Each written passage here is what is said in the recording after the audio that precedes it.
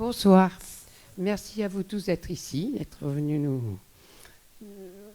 Et je remercie aussi le château Soutard. Je ne sais pas, il est parti, Robin? Non, il est parti, mais enfin, bon, qui nous reçoit. Vous savez que la Bibliothèque pour tous de Saint-Émilion a l'habitude, je ne dirais pas l'habitude, mais vient régulièrement ici, profite de ce beau cadre. Voilà, je voulais remercier. Et nous recevons beaucoup d'écrivains. Donc ce soir, vous allez rencontrer un écrivain que vous ne connaissez pas, qui s'appelle, enfin peut-être que vous le connaissez dans le fond, bah si, s'ils ont regardé la télé, on ne sait jamais, oui, peut-être. Qui s'appelle Christophe Gamero. Donc Merci. il a écrit 3 livres que vous avez sur la table, et il vient nous présenter son dernier ouvrage, Prof électron libre. Voilà.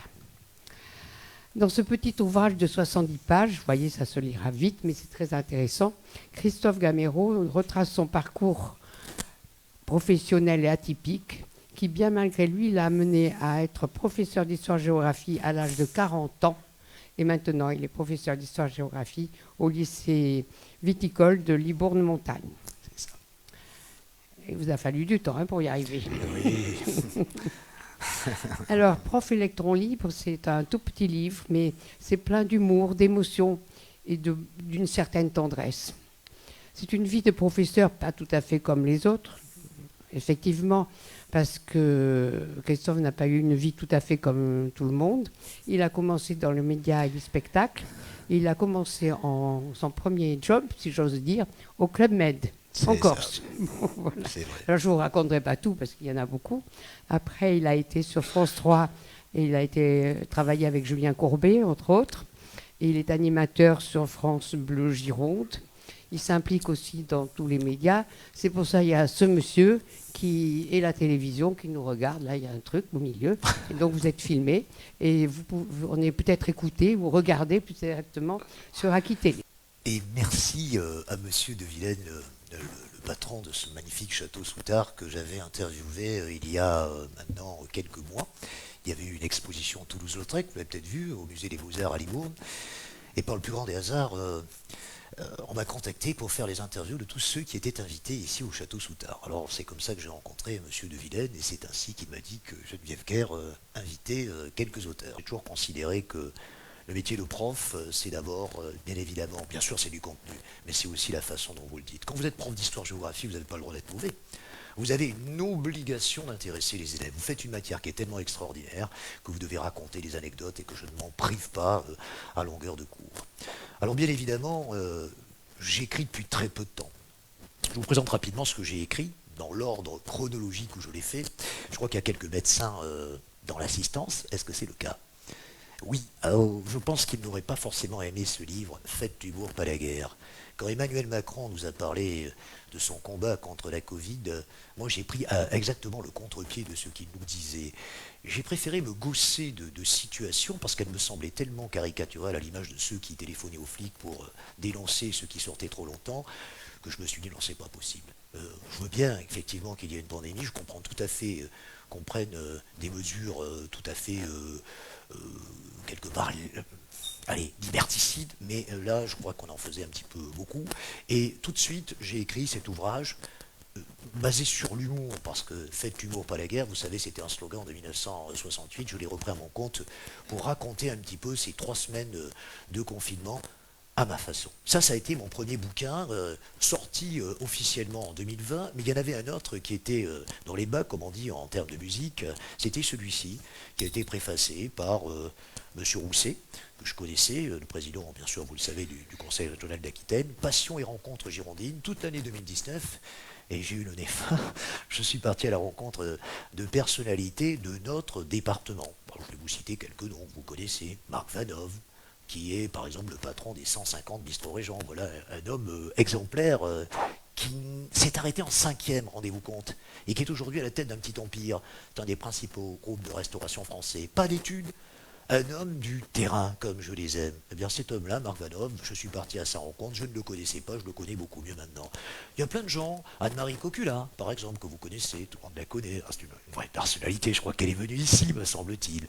Je suis parti également à la découverte d'artistes, de ceux qui faisaient, selon moi, l'actualité de notre département. Et ça m'a pris toute une année. Et mais c'est une série de biographies.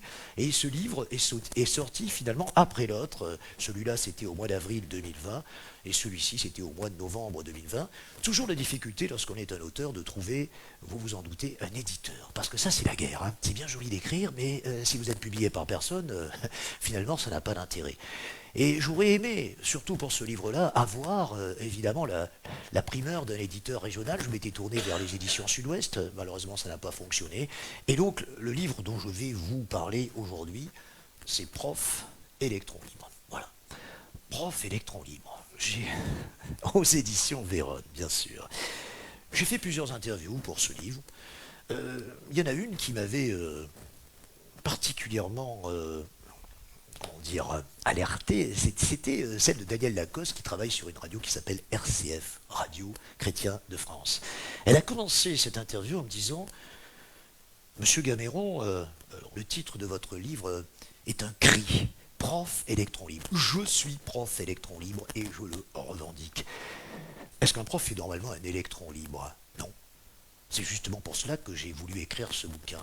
Prof électron libre, c'est la liberté de parler, c'est la liberté d'agir, c'est la liberté de faire différent, c'est la liberté d'intéresser tous les jeunes, de leur permettre quelque part d'adhérer à des connaissances, mais d'adhérer à ces connaissances, je dirais, de façon très simple et de façon accessible à tous. C'est ce que j'ai essayé de faire durant toute ma carrière, c'est ce que j'ai essayé de faire, je tiens à le préciser, à partir d'un début de carrière qui commence en 1998. Je commence bien, je commence avec la Coupe du Monde de football qu'on gagne, vous le savez, en 98, en battant le Brésil en finale. Eh bien moi, je démarre mon année scolaire dans un lycée qui est celui de Saint-Yverdon-sur-Lot.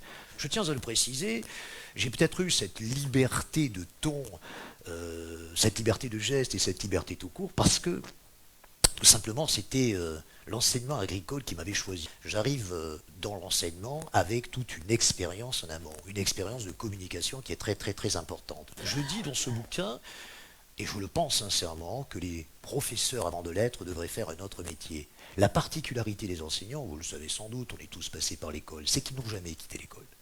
Ce sont d'anciens bons élèves qui sont passés à l'université et pour la plupart d'entre eux qui sont ensuite arrivés à l'école. Donc ils arrivent à 24-25 ans sans avoir aucune autre expérience. Ma chance extraordinaire, c'était justement que j'en avais eu plusieurs.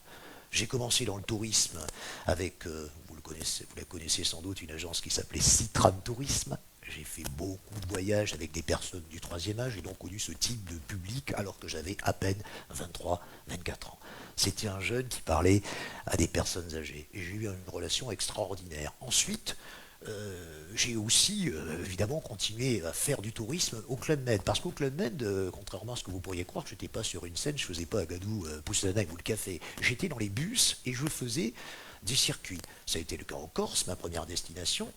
Ça a été le cas en Grèce également.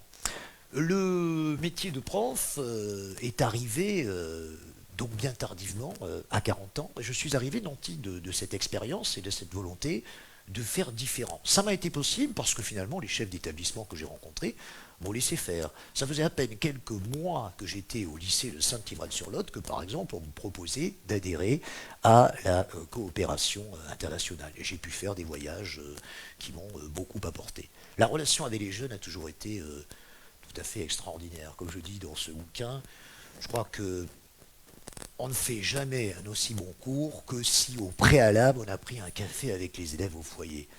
Je ne me suis jamais privé d'avoir cette relation étroite avec les jeunes. Parce qu'il y a le cours, mais il y a aussi la relation que vous avez après le cours. Je pense que ce n'est pas l'élève qui est là qui pourra le démentir. J'ai toujours eu une relation très très proche avant, après, pendant. Je vous raconterai dans quelques instants ce que j'ai pu organiser au lycée viticole de Livre-Montagne en dehors de mes cours, en dehors de mes attributions. J'ai fait, comme on dit, du dépassement de fonction et j'en suis très fier et je pense que c'est ce que garderont les élèves de moi en mémoire. Bon, mes cours, vous savez, on me le reproche quelquefois, si vous voulez. Je suis quelqu'un qui improvise beaucoup, comme j'improvise totalement cette conférence. Vous voyez, je suis venu vous voir en me disant, qu'est-ce que je vais raconter? Qu'est-ce que tu prépares? Tu vas préparer quelque chose, et puis tu vas faire tout à fait autre chose. Alors ne prépare rien, parle à cœur ouvert, parle comme tu sais le faire, parle vrai, et c'est peut-être la meilleure façon. C'est finalement ce que tu sais faire le mieux. Bon, mes cours, que sont mes cours? Ben, ce sont des cours vivants, bien sûr, il y a une structure, bien évidemment, il y a des connaissances, parce que n'oubliez jamais que quand vous avez les terminales qui passaient le bac il n'y a pas si longtemps, ben, vous êtes obligé quand même de donner un minimum de contenu. Mais il y a une grande part d'improvisation. Je vais vous donner un exemple. Comment ne pas réagir sur l'Ukraine? Quand je suis arrivé il y a une dizaine de jours, qu'on est arrivé avec la rentrée des vacances de février, mais qu'est-ce que j'ai fait? J'ai répondu aux interrogations des élèves. Monsieur, parlez-nous de l'Ukraine. Mais j'ai essayé de parler, j'ai essayé de présenter la situation telle qu'elle est. Peut-être différemment de ce que vous entendez sur CNews ou BFM TV. Parce que là, effectivement, vous avez une information qui, me semble-t-il, est formatée, et la même. Moi, j'ai essayé de parler à cœur ouvert, d'expliquer pourquoi Vladimir Poutine en était arrivé là, expliquer aussi quelle était la souffrance des Ukrainiens et comment on était dans une crise grave, mais sans dramatiser à outrance pour faire peur aux gens. Moi, j'ai aucune raison d'alerter et de faire peur. Il ne s'agit pas de rassurer non plus, il s'agit de présenter les faits tels qu'ils sont. Saint-Yvon-sur-Lot, ça a duré à peu près 9 ans. C'était pas simple, parce que je suis bordelais. Donc je partais 4 jours par semaine, je partais du lundi au jeudi. Et je n'ai pas vu grandir mon fils. Mon fils est né en 2000, je vous l'ai dit, je suis arrivé à Saint-Yvon-sur-Lot en 1998, donc c'était quand même, il fallait que ce soit un sacerdoce, il fallait vraiment avoir envie. Je n'ai pas vu grandir mon fils de la naissance jusqu'à 7 ans. Ensuite, j'ai eu ce poste, mais assez tardivement, à Libourne. Je y suis rentré au 1er septembre 2007. Bon, les 2 premières années, j'ai terminé un challenge que j'avais commencé en 2003, qui était de passer l'agrégation. Là aussi, je me disais, quitte à être enseignant, autant que tu acquières des connaissances, que tu en saches davantage que tu en sais. Et même à 40 ans, ose affronter ce concours d'excellence que tout le monde connaît, qui est l'agrégation. J'ai su ce que c'était que l'échec scolaire. Mon fils également. J'ai baigné dans l'échec scolaire. Et quand vous avez baigné dans l'échec scolaire, croyez-moi, vous êtes mieux placé que quiconque pour le comprendre. Et c'est aussi ce qui fait ma différence peut-être. Comprendre cet échec, comprendre pourquoi le gamin est en difficulté, pourquoi il ne s'intéresse pas à l'école, pourquoi il ne réussit pas à l'école. Il y a plein de raisons. On ne les connaît pas toujours. Ça peut être des problèmes avec ses parents. Ça peut être parce que l'école l'emmerde, tout simplement, parce qu'il s'ennuie à l'école. Ça peut être parce que les profs ne l'intéressent pas. Ça peut être plein de raisons. Il peut y avoir des fois un petit déclic. Combien d'élèves ai-je vu qui étaient en échec avec moi en début d'année, qu'il était beaucoup moins au bout de 3 à 4 mois? Vous savez, des fois, il faut faire preuve d'un petit peu de pédagogie, un petit peu de compréhension.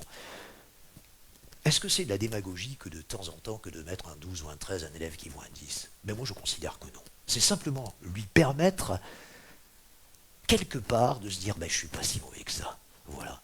Quelquefois, les enseignants ont tendance à porter un jugement péremptoire sur les élèves que je dénonce absolument. Pour avoir été moi-même à la place de celui qui portait le bonnet d'âne, croyez-moi, j'en ai beaucoup souffert, ça a été un problème majeur. Et je me suis dit, une fois sorti de l'école, si un jour par hasard je me trouvais à la place d'un de ces profs, je ne ferais pas pareil.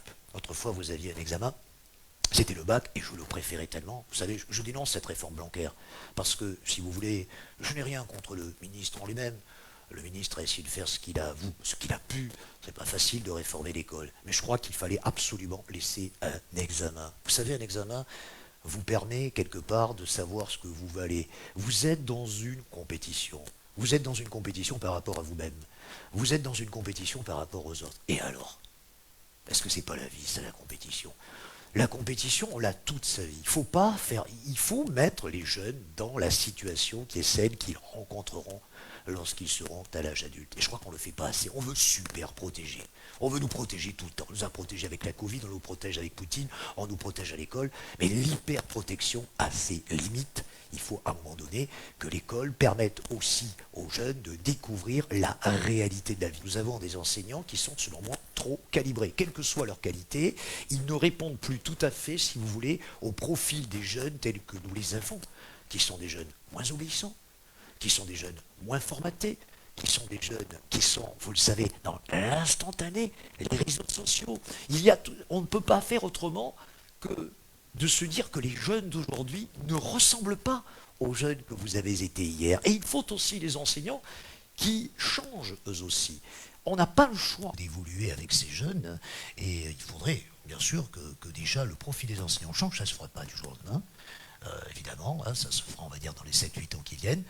Je dis souvent aussi dans le bouquin, j'ai trouvé, moi qui arrivais à l'âge de 40 ans dans ce milieu-là, que l'école était très politisée. On a une espèce de dogme qui consiste à dire l'école pour tous, l'école française est extraordinaire, nous sommes la meilleure école du monde. Oui, si on regarde les résultats aux examens, 95% de reçus au bac, mais que valent les 95% de 2020 avec la Covid? Soyons sérieux. Je dis dans ce bouquin qu'il y a à peu près 40% des élèves d'une classe de seconde générale qui ont d'énormes problèmes d'expression, d'énormes problèmes de lecture. Et si vous voulez, si on faisait ce que vous avez connu, l'examen en 6e, vous vous en souvenez? On ne passait en 6e que si on savait lire et écrire. Pensez-vous que nous aurions autant de gens qui passeraient au collège? Le maillon faible de l'éducation, vous savez, c'est pas le lycée, c'est le collège. C'est le maillon faible. C'est très compliqué le collège.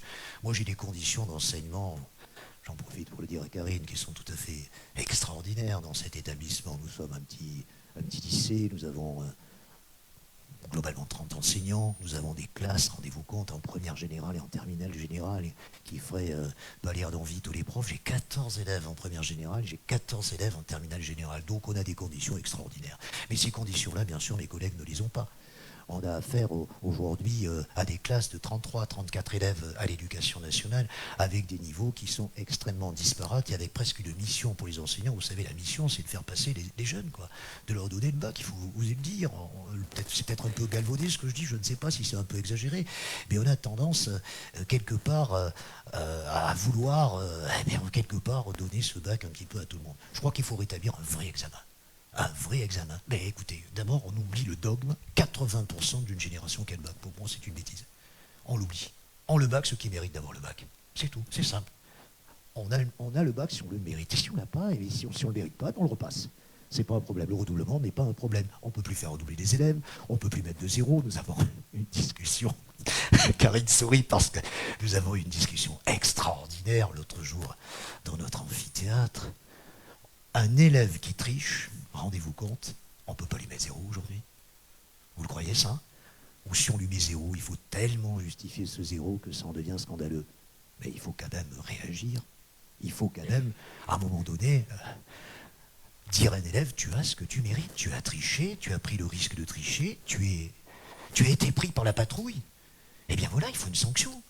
Si vous ne rétablissez pas cette sanction, si vous ne rétablissez pas un vrai examen, si vous ne donnez pas à un jeune ce qu'il mérite, comment voulez-vous en faire un citoyen digne de ce nom? Voilà.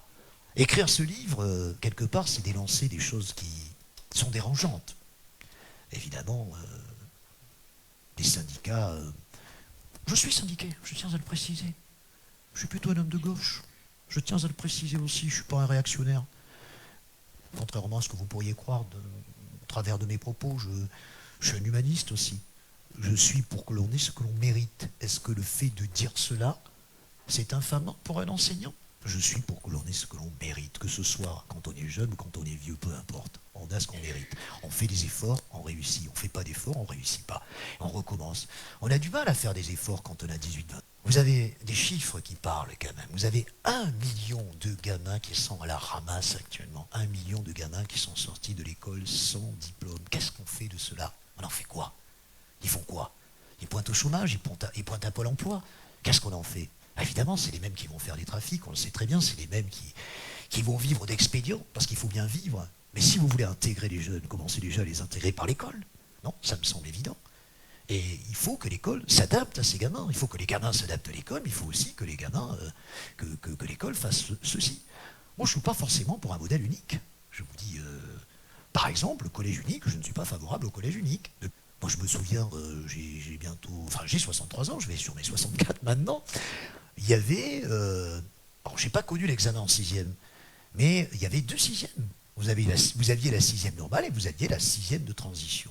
Ben oui, mais écoutez, si à un moment donné vous ne savez ni lire ni écrire, si vous avez d'énormes difficultés, faut-il absolument vous mettre au forceps en 6e? Doit-on faciliter l'apprentissage notamment, qui est le maillon faible de notre pays? En Allemagne, ils sont extraordinaires pour ça. Ils sont très bons, les Allemands. Pourquoi ils ont de bons résultats à l'école? Parce qu'il y a cet apprentissage, on ne sait pas le faire. Parce que c'est à vous. Si vous dites à des parents, ah ben écoutez, peut-être qu'il faudrait que votre fils fasse une filière pro, mais c'est une catastrophe. Pourquoi faudrait-il absolument qu'un gamin aille en seconde générale? Moi j'ai les 3 niveaux, vous voyez? Au lycée viticole de Libre-Montagne, c'est ça qui est génial, on a les 3.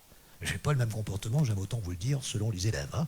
Selon que je m'adresse à des générales, terminales générales, des technologiques, terminales technologiques ou des terminales pro, vous avez 3 Christophe Gamero. Le Christophe Gamero des terminales pro, c'est le Christophe Gamero du Club Med. Parce qu'on ne peut pas faire autrement. Je me mets au défi de faire 1 heure de cours normal avec ces élèves-là. Vous ne pouvez pas. Au bout de 20 minutes, ils décrochent. Donc je raconte des blagues. Je suis moi-même. Je suis ce que je suis avec vous ce soir. Quand je suis avec les terminales générales, voilà, c'est très différent. Là, je fais une conférence. Là, évidemment, je leur parle, l'autre jour, je leur aurais parlé du Moyen-Orient, du Proche-Orient, de la différence entre les chiites et sunnites. On peut y aller, on peut élever le niveau, parce que les élèves comprennent ce que vous leur dites. Quand vous êtes avec des terminales technologiques, c'est encore autre chose.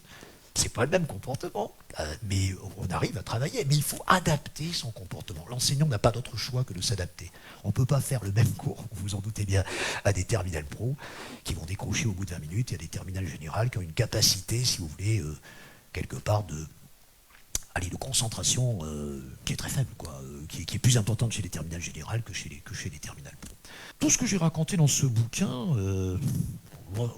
revient à dire cela. Alors bien sûr, je vais raconter mon expérience personnelle. J'ai essayé de manier l'humour, comme je le fais habituellement en cours, parce que c'est mon fond de commerce, quoi. Quelque part, je suis comme ça au quotidien. Je communique beaucoup sur les réseaux sociaux par le biais de l'humour. Je lui ai même dit aux élèves, je me suis dit après la carrière, il y a quelque chose que j'aimerais faire, qui me plairait beaucoup, c'est monter en one-man show. Monter sur une scène et raconter les bêtises. Voilà, ne plus être le prof sérieux, que je ne suis pas tout à fait en réalité, mais monter en one-man show. Voilà un défi qui me plairait bien. Continuer à écrire, bien sûr. Ah, j'ai déjà le projet peut-être d'écrire sur un pan de la vie de mes parents, qui était la guerre civile espagnole. Et je me suis dit, tiens, je vais faire un roman. Parce que ce que j'ai fait là, vous voyez, ça a été fait très rapidement. Parce que pour écrire, il faut être face à soi-même. Il faut avoir l'inspiration. Vous savez, l'inspiration, aussi bien à l'écrit qu'à l'oral. La parole, c'est d'abord l'inspiration. Mais l'école, c'est aussi l'inspiration. Si vous vous mettez devant une feuille de papier et que vous n'avez pas d'inspiration, vous avez beau avoir appris votre leçon. Vous allez mettre 10 gamins différents. Ceux qu'ils ont appris, ils ne vont pas vous le dire de la même façon, parce que vous avez des jeunes inspirés, vous avez des jeunes qui ont du vocabulaire, vous en avez d'autres qui n'en ont pas du tout, et vous avez des jeunes qui ne savent pas mettre les mots dans le bon ordre. Voilà, vous le voyez très vite, donc vous pouvez vouloir faire l'école la plus démocratique possible, la plus égalitaire possible, en même temps il faut accepter qu'il y a une forme de hiérarchie dans la vie, que cette hiérarchie, elle existe, et faut-il la dégager après l'école, ou faut-il la dégager pendant l'école? Je crois qu'il faut sans doute dire aux jeunes, globalement, vous valez ça. Voilà. Je pense qu'il ne faut pas avoir de langue de bois. À un moment donné, il faut oser dire la vérité, surtout à des jeunes qui ont 17, 18 ans. Voilà. Est-ce que je peux être fier de ce que j'ai fait? Est-ce que je peux être fier de mon parcours? Moi, le fils d'ouvrier. Moi, le fils d'immigré. Si on m'avait dit quand j'avais 15 ans que j'étais en échec scolaire, que je voulais perdre mon père, que j'aurais cette vie-là, j'aurais signé de suite. Bien sûr que j'aurais aimé aller plus haut. Tous les gens avec qui j'ai bossé ont réussi. Tous. Des très très belles carrières. Tous. Ils sont tous sur RTL, sur TF1, tout ce que vous voulez. Alors bien sûr, il faut voir le verre à moitié plein, à moitié vide. J'aurais pu faire beaucoup mieux. J'aurais pu faire tellement pire. Je crois que mes parents qui me regardent doivent être fiers, et je dois être fier de moi, et être un exemple, comme je le disais tout à l'heure, pour ma famille, pour mes élèves, pour mes amis. Je vous remercie, et je vous souhaite une très bonne soirée, et si vous voulez, je vous dédicace mon bouquin tout de suite après. Merci à Geneviève Kerr, merci à vous.